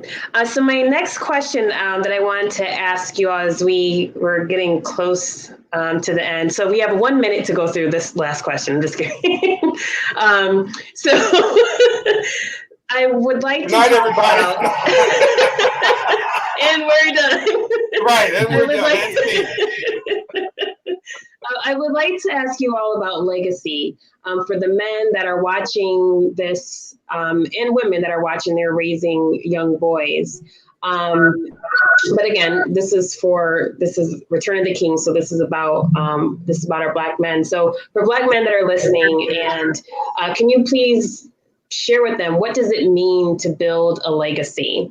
And there's one point that I did want to bring up, and hopefully this can kind of get tied in, or maybe you can answer this separately, because I also think, and this is something that the Reverend Shock had spoke to earlier about the trauma. So before we end this, I do want to talk about that trauma, specifically for Black men and Black boys who continue to see this type of violence. I know we say, we have the little names calling Karens and the Beckys, but it's really harmful if you're seeing images of people that look like you walking down the street, minding your own business, and you get interrogated, or the cops are called on you. And then just escalating from that, from the actual physical violence or death. So I do want to get to the legacy piece, but I definitely want to talk about the trauma that young Black men, Black men in general experience. Parents how do we explain that to our young Black men and boys about what's going on, and have that conversation so that we can make sure that they're not just internalizing this, but that they're able to kind of put language to what they're seeing. Absolutely. I know that was a lot. Let me know if you need me to repeat anything. Since I keep deferring on the other questions, I'll start with this one. And I'll actually tie in both of your questions because I think that they are connected. For me, the one thing that we can do to counter the trauma that we see of Black men and Black women being terrorized and or killed by white vigilantes and police officers is really being able to highlight the beauty of Black life that we also see, but we don't always recognize as beauty. Things like birthing and things like babies being born. Like, people don't think about how beautiful that is and how engaging that is. Things like Black men embracing one another that's not in conflict, or Black men and women embracing one another that's not in conflict. I think we need to highlight other images and be able to support those images as well. When it comes to that, though, I think to me that is about what legacy is all about. First thing, that in order to leave a legacy, you have to have some sort of purposes or a purpose. And a lot of us as Black folks, we don't always know what that is. We have a lot of fantasies and wishes and wants, but we don't necessarily have a purpose. And how do we define that? And for me, a purpose is the reason you are who you are and why you are that way. And then that gets to your legacy, is the impact that you leave behind. And your legacy should have some sort of wisdom, that is the information, the experiences, and the context that you've done, the things that you've shown and put out into the world for that legacy. And I think that helps us when we can see other people's legacy, folks that haven't, always got the shine. Medgar Evers is a person that comes to mind for me. Like, you talk about tremendous legacy, and his wife. Talk about people who have had legacy and things that they've done. We don't always see those folks. And I think that that's important for us to make sure we have those images in front of people and make sure that we support the young folks who are coming up and allow them to develop whatever legacy identity that is countering those trauma narratives and those trauma visions that we see and hear about all the time. And I'll pause there. Obari, would you like to add to that? Yeah, I'm gonna tie those two questions together too. I think yes, I'm gonna tie those two questions together too. I think they're related also. Being a father has transformed my life in so many ways.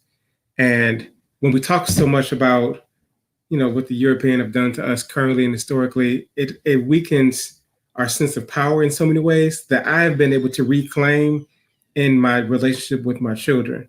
That I feel so powerful as a father. And I feel like the kind of power that I have to be able to shape their minds, to create, cultivate experiences, to give them balance and a counter narrative to them, to what I feel like there's so many I could have my children think that grapes are candy if I wanted to. My son drives past McDonald's and he says, "Oh, he thinks poison." I have trained my connect with poison because of the power of my fatherhood. And so if my son grows up and thinks that he's dumb, savage, or nigga, or whatever it is, that ain't white people's fault. That's me. And I can do the opposite of that. I can have my son understanding that he is a god, he's a king, that he is brilliant, that he's a genius. So then when he encounters a system and he say, "No, I don't think black people are good at reading," that'll sound like craziness to him. because he ain't known nothing but men that read. He ain't done nothing but seeing his father that read and write books and come around other spaces where men intellectual and problem solving. I've cultivated a world for him, for both of my sons, where that is what their identity is. It's so much power. It's like I'm his God, right? And it sounds, you know what I mean? But that kind of power gives me a sense of purpose and responsibility, right? And I feel it, right? And so because of that, I get to create a world where he understands how to deal with the system. At some point, we're going to have to have the police talk, but I can do it in a way that doesn't teach him to cower, to yes sir, no sir. With the police, I can teach him to engage in a power position, to see a police officer as a pawn in a bigger system, that we are smart enough to outsmart the system if you make it through this thing, but it don't have to be from a less powerful position. I can teach history and show that we've been traumatized and we've been violent. I can also show them that we've been fighting back the whole time. I can show them an hour's worth of stories of power and grows up, think about what it means to be Black, and him that frame. So that will be my legacy.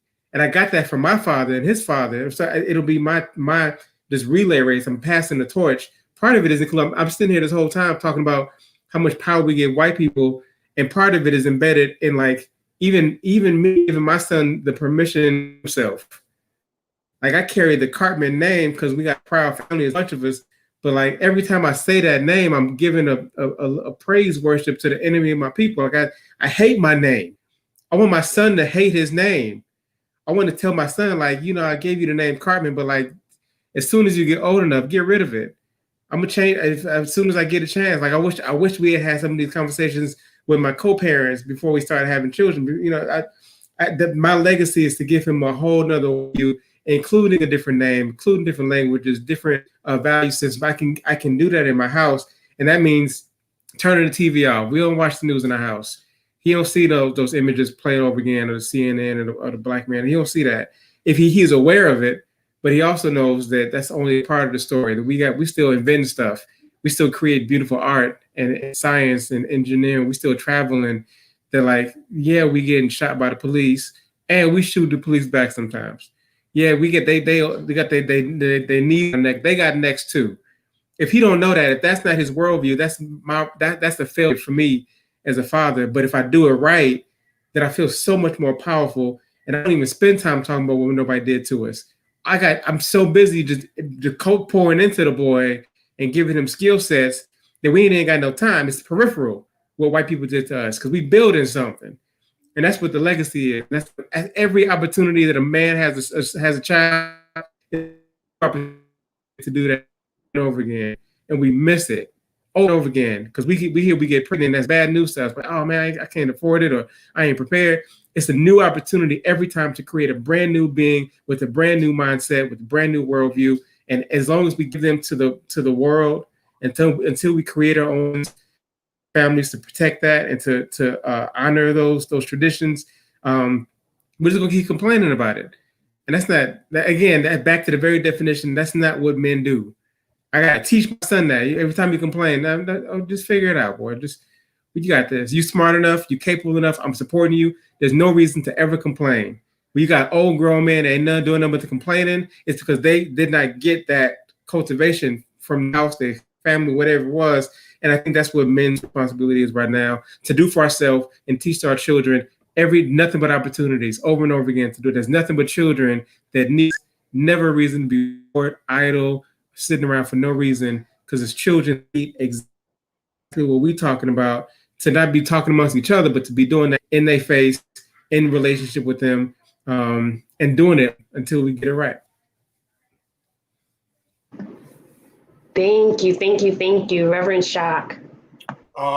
Give me the two questions again. Legacy and what? Legacy and the impact that, just our young Black boys and Black men seeing that violence kind of repeatedly, whether it be with police officers or, white women who are calling cops on Black men, maybe just because they're walking in the building that they live in. So just the effect that that has on our Black men, especially Black boys. Talk a little bit about that. How do parents or just adults who have maybe an uncle or something like that have a relationship with a young child, how do they explain that to that young Black boy? And then also connecting that to the importance of Black men building legacy. So I'm going to take it a different angle, because some of us don't have, unfortunately, Obari as a father. Or Brandon, for that matter. And so what a blessing to have and know the two of you are incredible fathers, but more so incredible gods and kings, being able to transfer that to your offspring. That is amazing. Now, some of us wish we had an Obari or a Brandon in our lives right now, fully grown. And so what I did and what I recommend is, there was a song by Stevie Wonder. I don't remember the song, but there was some lyric in there where he says, "Living in the world, but not of it." And what I did is I created a virtual reality for myself. Everything around me was toxic. Every person that was around me was toxic. So I didn't have any safe place to go but in my head. So what I'm going to tell the family to do is to create what I call a Fave 5. Find 5 virtual mentors. They could be living or they could be on the ancestral plane, but find 5. Don't share those 5 with anybody. Keep them to yourself. Take time throughout your day. Open up your phone, watch a YouTube video. If you are a reader, get 5 books from these 5 virtual, culturally specific people, African-centered conscious people, and bombard and saturate yourself and move into that space. What we know is that from a metaphysical perspective, we all come here with all the characteristics, traits, and behaviors. So the fact that the people are listening to this and rocking with this, it means that the same thing that's in me and Obari and Brandon and Kai is in you. Otherwise, you wouldn't be able to understand the conversation or even want to be a part of it. So there's no separation. There is no spot where the creator is not and where we are in that first frequency. However,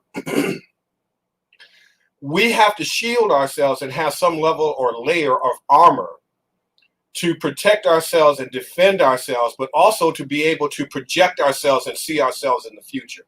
One of the problems that we have with our youth, and I had it, I am shocked, literally, every day when I wake up and I realize I'm going to be 55 in November, because I thought I would be dead at 20. I did not see myself in the future. I couldn't even predict it.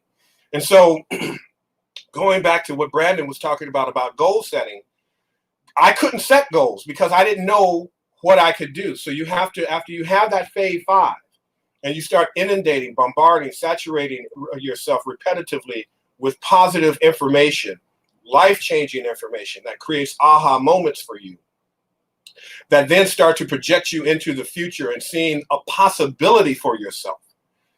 Then what you want to do is do an assessment of yourself and saying, well, how can I extract Dr. Obari's characteristics and traits of fatherhood? How can I extract Brother Brandon's knowledge of self and how he impacts the world?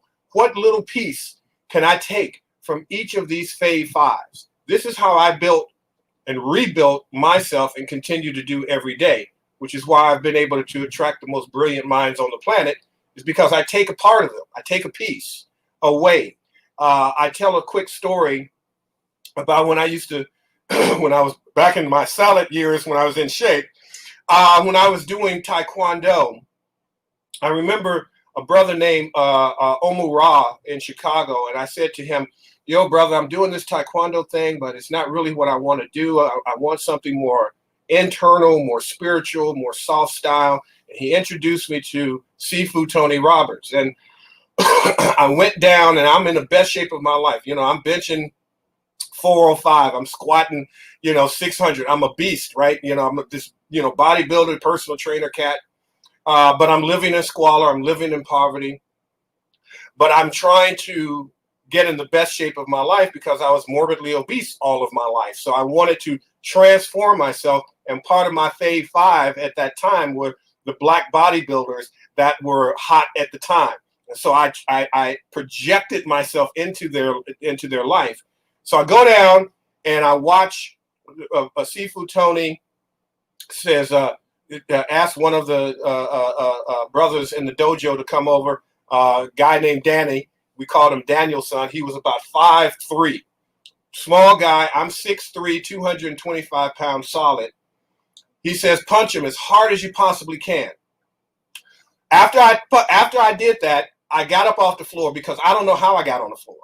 I just know that I never affected this guy, and my ass was on the floor tapping and screaming, saying, please stop. I said, this is what I want to do. I want to learn this. But here's the process that I'm talking about. It took me 3 years before I could even effectually figure out how to do small circles, big circles, palm changes. I would go home in so much pain, crying that I cannot do this. I can't do bakwa. I can't do kung fu.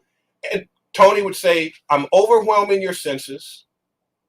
I'm going to bombard you. I'm going to have you do repetition again and again and again. You will eventually get it. And so one night, never forget, I'm laying in bed. I go into REM sleep.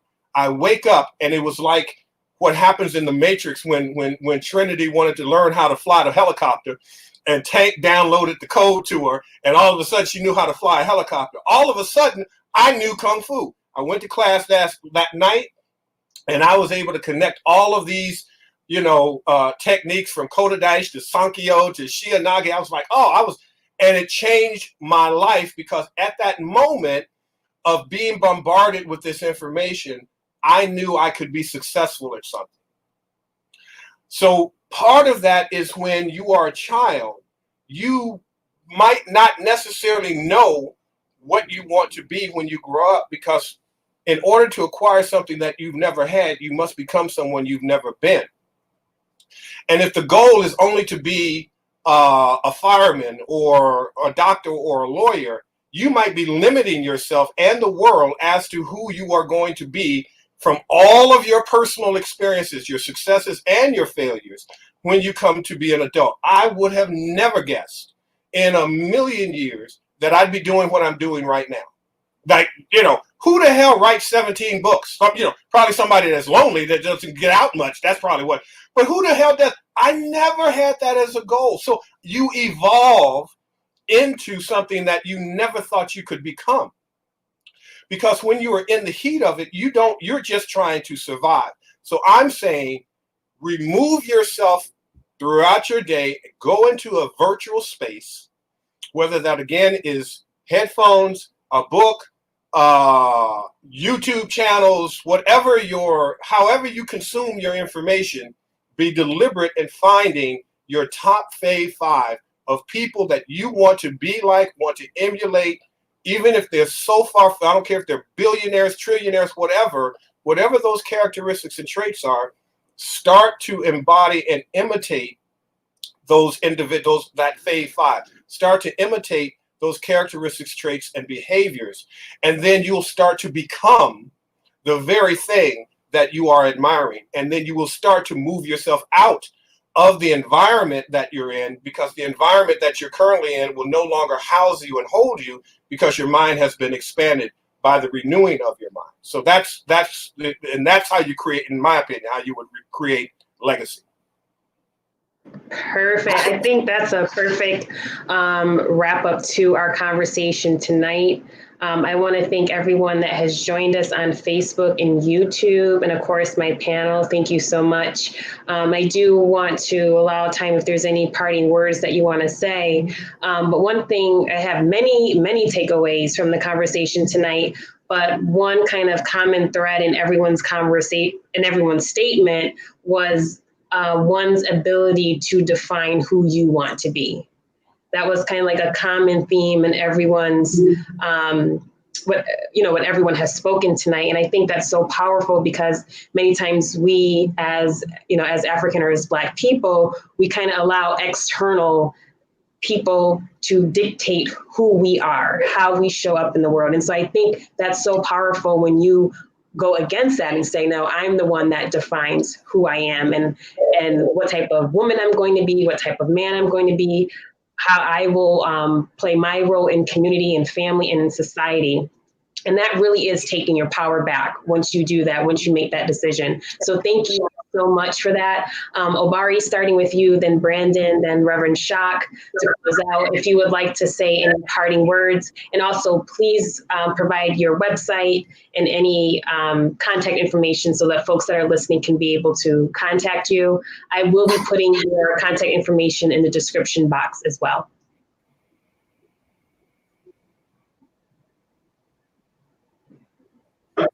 Thank you very much for convening us. I think it's really powerful when a Black woman ushers a movement to help heal and grow Black men. I think that there's a limit to what Black men can do without being in relationship with Black women. I think you gotta have a womb in the room to do some real work. And so I appreciate your leadership. I would add a small caveat to the theme that I've heard come through us around self-identifying and finding your own purpose. I do think that it is important for people to do that for your own gifts and purpose and fulfill. From my own experience of doing that and evolving in that, and clear that that's a different message than the American just go figure out and live your own dreams kind of version of it. That there is an African version of an I that includes community. And so to the point of building a Fave 5, and to the point of not just doing what you want to do because it feels good, and being the legacy that you come from and the legacy you took. All of that for me is a part of how we should identify. It's not just, if I can make a lot of money from it or it's fun for me, but there's a responsibility to being a man and to being human, but for being men particularly, that has obligations to serve and to recognize that we have been given opportunities because somebody makes sacrifices for that. And we can't forget that. And that we have to do work that makes it better for future generations. And that connects us fully to what our purpose truly is. So I appreciate, having a moment to sharpen that for myself and to learn from other brothers and to learn from you. Appreciate this conversation. We found on the Facebooks and the Twitters and the Instagrams, O Cartman at O Cartman1 is my, what's that thing called? You know what it is. Website, drobaricartman.com. Google me. I'm easy to find. And happy to meet your family. Thank you so much. Brandon? Yep, sure thing. I can be found at by Brandon Jones on all social media platforms, Instagram, Facebook, Twitter. If you're a professional, you want to connect with me on LinkedIn, you can find me there as well. Outside of that, any of my work, or if you want to get connected with me, you can also find me on my website. That's jegna.org. So www.jegna.org. And yeah, I look forward to connecting with you and helping whoever I can with whatever I can do. And did you had another follow-up question about purpose? Or if you had any kind of closing comments or statements that you wanted. Yes. Yeah, I thank you, Brother Obari, for adding that piece in there, because that is important to not lose that everything. When I talk about purpose and everything that I believe in, is about how does it impact and go back into the community. And it's not just about the individual, it's about us getting better as a whole. And I would just say, make sure you live life on purpose, with purpose, or purposes. And I'll end on that. Thank you. Thank you, Brandon. Reverend Shock. You can just, I have so many doggone websites and presences. And so just go to either Google or Amazon and type in Rev Shock, and stuff is going to come up. So hopefully you won't find any stripper videos or anything like that back in the day. Didn't want to tell anybody about my personal business, but I think everything other than those videos that you might come across. Now, other than that, you should find some really good stuff. So I don't know why y'all asked me to be on here. I really don't. This is great. So anybody finds those stripper videos. We all have a pass. But anyway, don't judge me. I'm trying to come out of my situation. No, there's no video. No, I've never done it. But have fun, enjoy, laugh. We do heavy work. Yeah. We do heavy lifting. Being Black in America is heavy lifting. And so we need to have some moments where we can laugh. And I love what Dr. Obari said, and that is you must have a womb in the house. I love that. That is when I'm going to use that. And I'll give you credit for it like the first 3 times. And after that, I'm going to steal it. Because that was brilliant. That was brilliant. And that I could not be who I am if it were not for the spiritual mothers and sisters and daughters in my life. I mean, my spiritual mothers were strong Black African women. 4 of them actually, and so that is critical. But to end it, that find your purpose. Stop living these false labels of being a Negro, a nigga, a baby mama, baby daddy, a thug, a thought. That is not who you are. And I don't care what dirt you have done. I don't care what dirt has been done to you. You are worthy of the Creator's love. And you are worthy of reinvention of yourself. And so when you were a little boy or a little girl, did you ever run up to any adult that you held in high esteem and say, Mom, Dad, when I grow up, I want to be a child molester, or I want to be an alcoholic, or I want to be a stripper? No, something happened to you if you've had those experiences, and it's not your fault. So stop blaming yourself for what has happened to you. Stop blaming what is happening to you. And move yourself into a higher frequency, a higher first frequency that we talk about in my ministry, first frequency of oneness. You can search for that as well. And live your best life, because we need you, the world needs you, and we need to know you. We need to know what you're going to bring to this planet, because the fact that you were born, albeit what you might have been born into, you're here for a reason. Some of us don't get to wake up in the morning. Some of us do. And when we do get to wake up in the morning, that is a sign from the Creator that there's something for us to discover about ourselves. There's something for us to contribute. There's something that we can do to become someone that we have never been. So that being said, don't give up, don't let up, and don't shut up until the Creator takes you up. Hotep. Thank you. Wonderfully said. Powerful message tonight. Thank you to you gentlemen for coming on the Return of the Kings Healing Element podcast. It's my honor to host you. And so with that being said, thank you all for listening, and have a good evening. Thank you. We love you guys. Thank you. Love you guys. Take care, everybody.